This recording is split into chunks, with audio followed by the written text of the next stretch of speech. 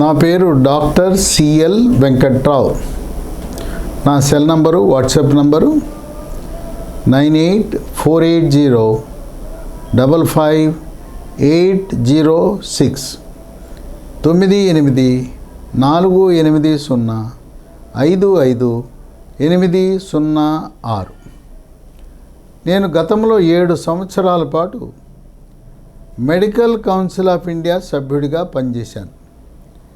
ఆ సమయంలో ఇప్పటివరకు జరుగుతున్న నూతన విధానాలు, మెడికల్ కాలేజీల స్థాపన, నిర్వహణ, మెడికల్ అడ్మిషన్లు, యూజీ, పీజీ అడ్మిషన్ల గురించి పూర్తి అవగాహన కలిగి తల్లిదండ్రులకు, విద్యార్థులకు జూమ్ మీటింగ్ ద్వారా, వాట్సాప్ గ్రూపుల ద్వారా సమాచారం ఇస్తూ అవగాహన కల్పించే కార్యక్రమాన్ని చేపట్టడం జరిగింది.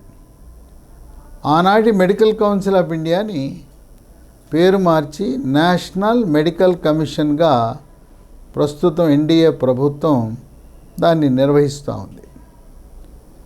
ఆంధ్రప్రదేశ్ రాష్ట్రంలో 15 సెప్టెంబర్ ఆదివారం నాడు గవర్నమెంట్ మెడికల్ కాలేజీలో సీట్లకు, ప్రైవేటు మెడికల్ కాలేజీలో ఉండే ఏ కేటగిరీ సీట్లకు అడ్మిషన్లు ఎవరెవరికి వచ్చినాయి అని ఫలితాలు ప్రకటించడం జరిగింది. ఇవన్నీ కూడా వీటిని కన్వీనర్ కోటా అంటారు.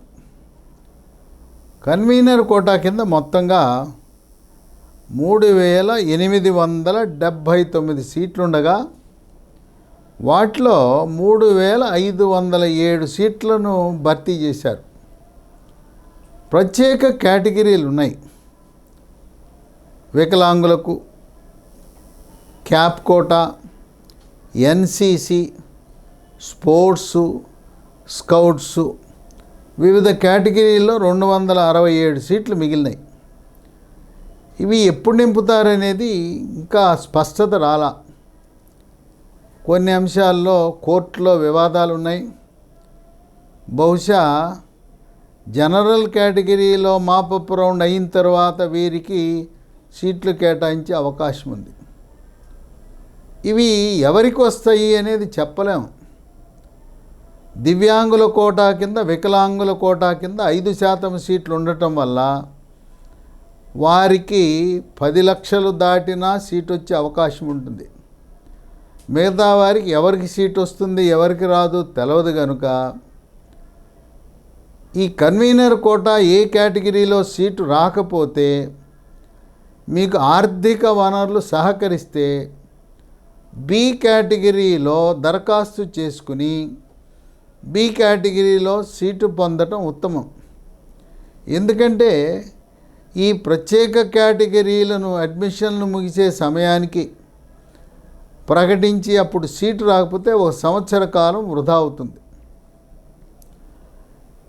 అలాగే ఈ విద్యా సంవత్సరంలో చాలామంది తల్లిదండ్రులు, విద్యార్థులు మార్కులను ప్రామాణికంగా తీసుకున్నారు. గత సంవత్సరంలో ఈ మార్కులు కటాఫ్, ఈ సంవత్సరం కూడా అవి వచ్చినాయి, సీట్ వస్తుంది అనుకున్నారు. ఎప్పుడూ కూడా ఈ పోటీ పరీక్షలలో, నీట్ పరీక్షలలో మార్కులు ప్రామాణికము కాదు. ఆల్ ఇండియా ర్యాంకే ప్రామాణికము. స్టేట్ ర్యాంకు కూడా ప్రామాణికం కాదు. స్టేట్ ర్యాంకు చూసి భుజాలు ఎగరేసుకోవద్దు. మార్కులు చూసి 600 పైన వచ్చినాయి అని ఆనందపడ్డారు. ఇప్పుడున్న ఏపీలో జరిగిన కన్వీనర్ కోటా అడ్మిషన్లో చాలామంది అగ్రవర్ణాలకు చెందిన వారికి, ఈడబ్ల్యూఎస్ కోటా చెందిన వారికి నిరాశ, నిస్పృహ గురయ్యారు. సీటు గ్యారంటీ అనుకుని ప్రత్యామ్నాయ ఏర్పాట్లు చేసుకోలేదు. డబ్బులుండి కూడా బి కేటగిరీ కట్టుకోలేదు.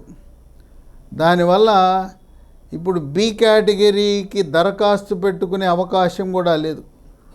ఇప్పుడు బి కేటగిరీకి కేవలం ఆప్షన్లు పెట్టుకోవటానికి మాత్రమే అవకాశం ఉంది.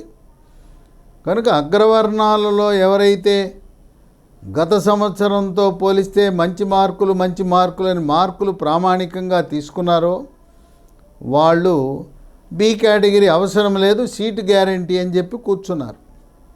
ఆ విధంగా వాళ్ళు దిక్కుతోచని పరిస్థితిలో ఉన్నారు.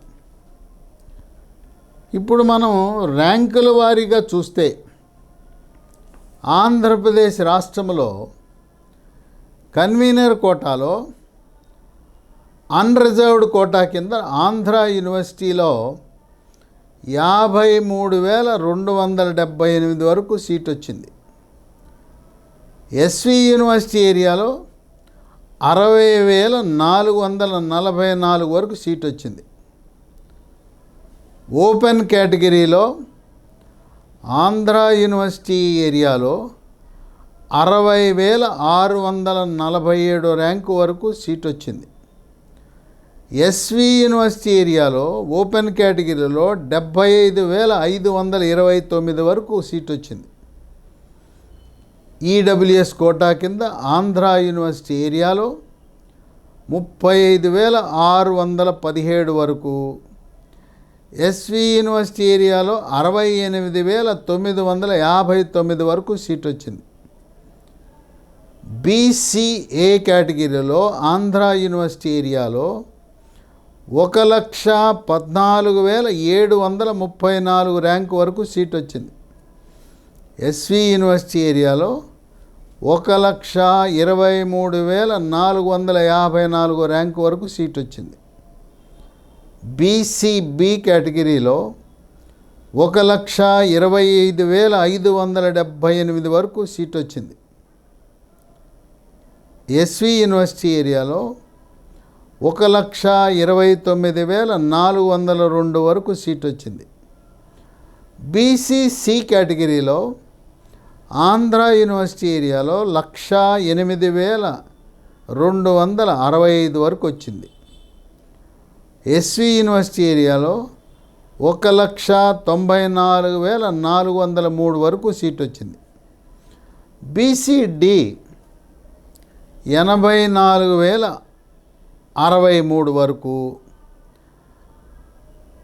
ఎస్వి యూనివర్సిటీ ఏరియాలో 1,25,101 వరకు, బీసీఈలో ఆంధ్ర యూనివర్సిటీ ఏరియాలో 1,75,017 వరకు, ఎస్వి యూనివర్సిటీ ఏరియాలో 1,33,052 వరకు, ఎస్సీకి ఆంధ్ర యూనివర్సిటీ ఏరియాలో 1,76,997 వరకు, ఎస్వి యూనివర్సిటీ ఏరియాలో 1,97,023 వరకు, ఎస్టీలో ఆంధ్ర యూనివర్సిటీ ఏరియాలో 2,47,454 వరకు, ఎస్వి యూనివర్సిటీలో 2,57,571 వరకు, ముస్లిం మైనారిటీలో ఆంధ్ర యూనివర్సిటీలో 1,49,733,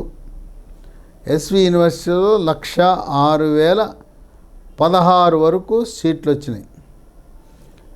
మొదటి రౌండ్ పూర్తయింది. చాలామంది తల్లిదండ్రులు విద్యార్థులు ఏమనుకుంటున్నారంటే, అబ్బో ఇంకా 3 రౌండ్లు ఉన్నాయి, 2వ రౌండ్ ఉంది, 3వ రౌండ్ ఉంది, మాపప్ రౌండ్ ఉంది, వాటిలో మన అదృష్టం పరీక్షించుకుందాం, మా మార్కులను బట్టి వచ్చేస్తుందిలే అనుకుంటున్నారు. ఇప్పుడు 3,507 సీట్లు నింపితే ఈ మొత్తం గవర్నమెంట్ కాలేజీల్లో, ప్రైవేట్ కాలేజీల్లో 2వ రౌండ్కి ఖాళీలుగా 20-30 సీట్ల కంటే ఎక్కువ ఉండవు. ఎందుకంటే గవర్నమెంట్ కాలేజీలో ఫీజు 15,000 మాత్రమే, ప్రైవేటు మెడికల్ కాలేజీలో ఫీజు 16,500 మాత్రమే. గతంలో ప్రైవేటు మెడికల్ కాలేజీలు ఏ కేటగిరీ కన్వీనర్ కోటా కింద రకరకాల ఫీజుల పేర్లు చెప్పి 2 లక్షల వరకు వసూలు చేసేవారు. ఎన్డీఏ కూటమి అధికారంలోకి వచ్చినాక చంద్రబాబు నాయుడు ప్రభుత్వ ఉత్తర్వులను జీవో జారీ చేశారు. ఎట్టి పరిస్థితుల్లో ప్రైవేటు మెడికల్ కాలేజీలు 16,500 దాటి వసూలు చేయకూడదు అని నిర్దేశించడం జరిగింది. అందువల్ల 16,500కి 15,000కి వచ్చే సీట్ని ఎవ్వరూ వదులుకోరు. కనుక రెండవ రౌండ్లో అసలు కొన్ని కాలేజీలో సీట్లు ఖాళీ ఉండవు. కొన్ని కాలేజీలో 1, 2, 3 ఉంటాయి. కానీ మీరు ఆశించిన విధంగా ఓహో రెండవ రౌండ్లో, మూడో రౌండ్లో, మాపపు రౌండ్లో సీట్లు వస్తాయని తల్లిదండ్రులు, విద్యార్థులు అపోహలకు పోవలసిన అవసరం ఏమాత్రం లేదు. కనుక ఇప్పుడు మీరు ప్రత్యామ్నాయం గురించి ఆలోచించాలి. 1-2 రోజుల్లో బి కేటగిరీకి, సి కేటగిరీకి ప్రైవేట్ మెడికల్ కాలేజీల్లో అడ్మిషన్ల కొరకు ఇప్పటికే దరఖాస్తు ప్రక్రియ పూర్తయింది. ఆప్షన్ల కొరకు నోటిఫికేషన్ వస్తుంది. మీకు ఆర్థిక వెసులుబాటు ఉంటే, ఇక మొదటి రౌండ్ పూర్తయింది, కన్వీనర్ కోటా వస్తుందనే ఆశలు వదులుకుని బి, సి కేటగిరీలకు దరఖాస్తు పెట్టుకోవటం ఉత్తమం. గత సంవత్సరం బి కేటగిరీ సీట్లు 3,50,000 ర్యాంకు వరకు రావటం జరిగింది. ఈ సంవత్సరం కూడా 3,50,000 ర్యాంకు వరకే బి కేటగిరీలో సీటు వచ్చే అవకాశం ఉన్నది. మరొక విషయం మీరు గమనించవలసింది, తెలుగు రాష్ట్రాలలో ఇంతకుముందు గీతం యూనివర్సిటీ ఒక్కటి మాత్రమే ఆల్ ఇండియా కోటాలో డీమ్డ్ యూనివర్సిటీ జాబితాలో ఉండేది. అక్కడ ఎవరైతే అగ్రవర్ణ విద్యార్థులు వాళ్ళు కన్వీనర్ కోటాలో సీటు మిస్ అయ్యారో 75,000 ర్యాంకు లోపల వచ్చిన వారికి వార్షిక ఫీజు 6 లక్షలతోనే, అంటే 75% ఫీజు తగ్గిస్తున్నారు. సాధారణంగా విశాఖపట్నం గీతం యూనివర్సిటీలో సీటు కావాలంటే 25 లక్షలు కట్టాలి. 75,000 ర్యాంకు లోబడి ఉన్నవారికి కేవలం 6 లక్షలకే సీటు కేటాయిస్తారు. అయితే సెలక్షన్ మాత్రం ఆల్ ఇండియా కోటాలో కంప్యూటర్ ద్వారా, కౌన్సిలింగ్ ద్వారా మాత్రమే రావాలి. డీమ్డ్ యూనివర్సిటీ వాళ్ళు అడ్మిషన్లు చేసుకునే అవకాశం లేదు. తెలంగాణలో హైదరాబాదులో ఉండే మల్లారెడ్డి కళాశాలను డీమ్డ్ యూనివర్సిటీగా మార్పు చేయటం వల్ల మల్లారెడ్డి మహిళా వైద్య కళాశాల, మల్లారెడ్డి వైద్య కళాశాలలో 400 సీట్లు అవన్నీ కూడా డీమ్డ్ యూనివర్సిటీ జాబితాలో చేరటం వల్ల దేశంలో ఉండే ఏ రాష్ట్రానికి చెందిన విద్యార్థులైనా దానికి దరఖాస్తు పెట్టుకోవచ్చు. ఈ 400 సీట్లు తగ్గటం వల్ల తెలంగాణ విద్యార్థులు వాళ్ళకి 200 కన్వీనర్ కోటా ఏ కేటగిరీ సీట్లను కోల్పోయారు.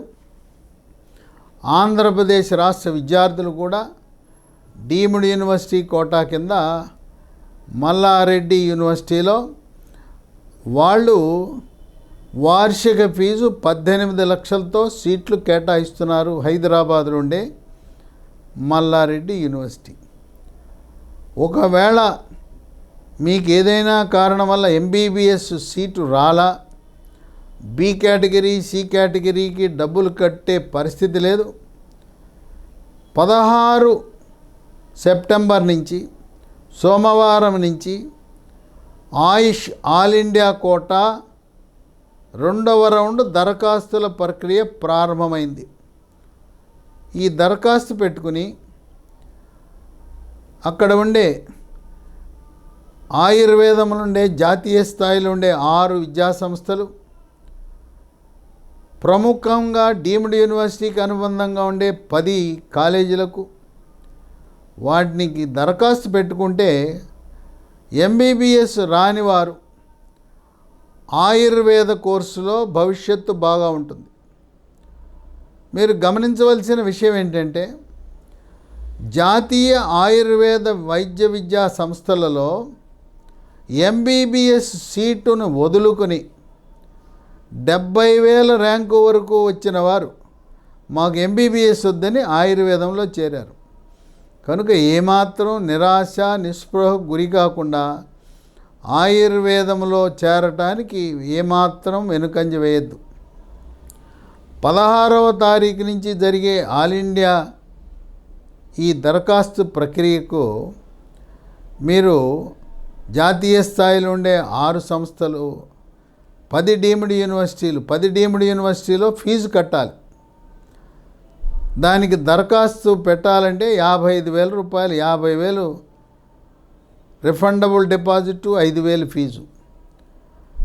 వీటితో పాటు ఆల్ ఇండియా కోటాలో తెలుగు రాష్ట్రాలలో ఉండే ఆయుర్వేద కళాశాలల్లో కూడా దరఖాస్తు పెట్టుకోవచ్చు.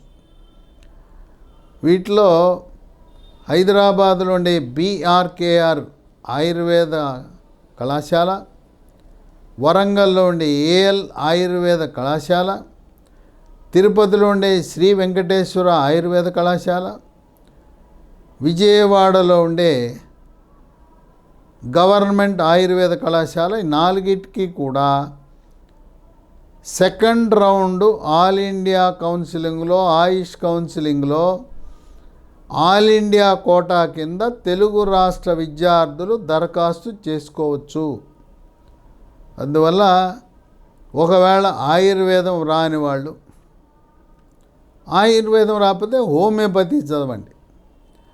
హోమియోపతి కొన్ని మార్కులు తక్కువ వచ్చినా వచ్చే అవకాశం ఉంది. కానీ ఆయుర్వేదం వదిలి హోమియోపతికి మాత్రం ఎట్టి పరిస్థితుల్లో వెళ్ళద్దు. ప్రాధాన్యతా క్రమంలో ఆయుర్వేదం ముందు ఉంటుంది, తరువాత హోమియోపతి.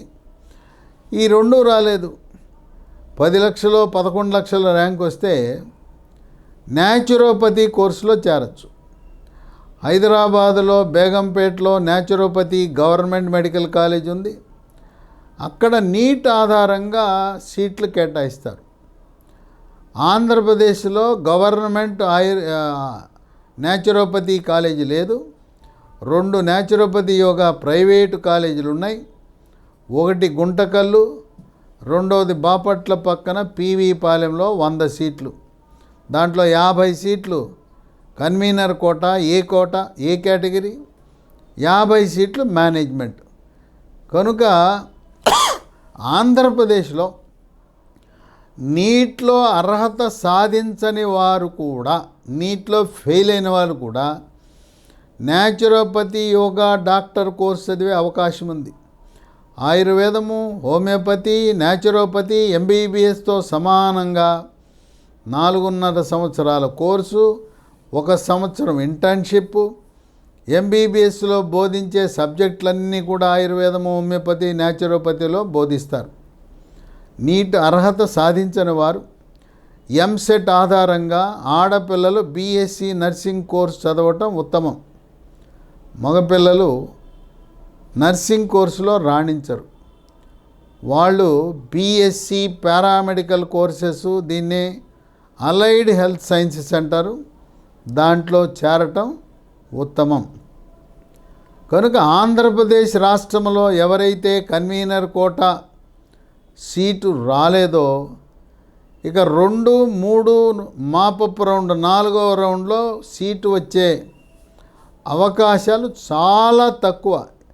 ఎందుకంటే ఎవరు కూడా సీటు వదిలిపెట్టరు. 15,000కి సీటు వస్తుంటే ఎవరు వదులుతారు చెప్పండి. అందువల్ల ఎక్కువ సీట్లు ఉండవు.